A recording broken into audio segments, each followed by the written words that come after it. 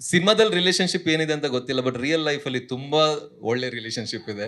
ನಾನು ಎಂಜಾಯ್ ಮಾಡ್ತೀನಿ, ನಾವು ಜೊತೆಲಿ ವರ್ಕೌಟ್ ಮಾಡ್ತೀವಿ, ಜಿಮ್ಮು ಒಂದೇ, ಊರು ಅಂದ್ರೆ ಇರೋವಂಥ ಏರಿಯಾ ಒಂದೇ, ಕಂಟಿನ್ಯೂಸ್ ಆಗಿ ಫೋನಲ್ಲಿ ಮಾತಾಡ್ತಿರ್ತೀವಿ. ಒಂದು ರೀತಿಯಲ್ಲಿ ಹೀರೋ ಹೀರೋಯಿನ್ ಥರ ಕೆಮಿಸ್ಟ್ರಿ ಇದೆ ನನಗೂ ಮತ್ತು ಅವ್ರಿಗೆ.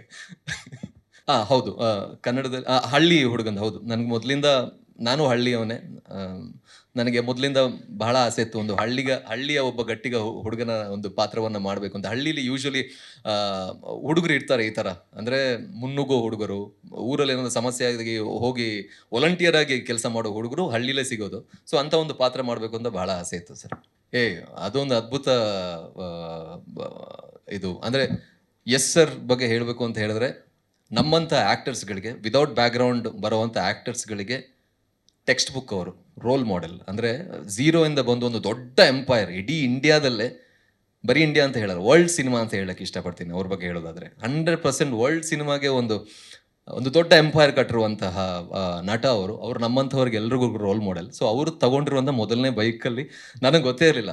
ನನಗೆ ಅಂದರೆ ಸಿನಿಮಾ ಮುಗಿದು ಇನ್ನು ಪ್ರಮೋಷನ್ ಶುರು ಆಗೋವರೆಗೂ ನನಗೆ ಗೊತ್ತಿರಲಿಲ್ಲ. ಅದೊಂದು ನಮ್ಮ ಡೈರೆಕ್ಟ್ರು ಒಳ್ಳೆ ಸ್ಪೈ ಏಜೆಂಟ್ ಥರ ಕೆಲಸ ಮಾಡಿದ್ದಾರೆ. ಅಂಥ ಒಂದು ಟಾಪ್ ಸೀಕ್ರೆಟ್ ಇಟ್ಟಿದ್ರು. ಬಟ್ ಹೇಳ್ತಾ ಇದ್ರು, ಸರ್ ಈ ಬೈಕಲ್ಲಿ ಏನೋ ಒಂದು ಸ್ಪೆಷಾಲಿಟಿ ಇದೆ, ಅದು ನಿಮ್ಗೆ ಗೊತ್ತಾಗತ್ತೆ. ನಾನು ಏನು CBC, ಓಕೆ, ನಾವು ಕಾಲೇಜಲ್ಲಿ ಇದ್ದಾಗ ನಾವು ತುಂಬ ಇಷ್ಟಪಡಿದಂಥ ಬೈಕು ಏನಿರ್ಬೋದು ಅಂತ ಅನ್ಕೋತಿದ್ದೆ. ಬಟ್ ಖುಷಿ ಇದೆ, ಆ ಬೈಕಲ್ಲೇ ಒಂದು ಒಳ್ಳೆ, ಅಂದರೆ ಇಡೀ ಸಿನಿಮಾದಲ್ಲಿ ನನಗೆ ಇಷ್ಟ ಆಗಿರುವಂಥ ಶಾರ್ಟ್, ಅದು ಒಂದು ಸ್ಟಂಟ್ ಎಲ್ಲ ಮಾಡಿದ್ದೀವಿ. ಸೊ ಖುಷಿ ಇದೆ, ಯಾವಾಗಲೂ ಮೆಮೊರಿ ಇಟ್ಕೋತೀನಿ. ಅಮ್ಮ ಅವ್ರ ಮನೆಗೆ ಹೋದಾಗ ನನಗೆ ಗೊತ್ತಿರಲಿಲ್ಲ ಅಲ್ಲ, ಶೂಟ್ ಉದ್ದಕ್ಕೂ ಗೊತ್ತಿರಲಿಲ್ಲ. ಗೊತ್ತಿದ್ದರೆ ನಾನು ಅದು ಬೈಕ್ ನಾನೇ ಇಟ್ಕೋತಾ ಇದ್ದೆ.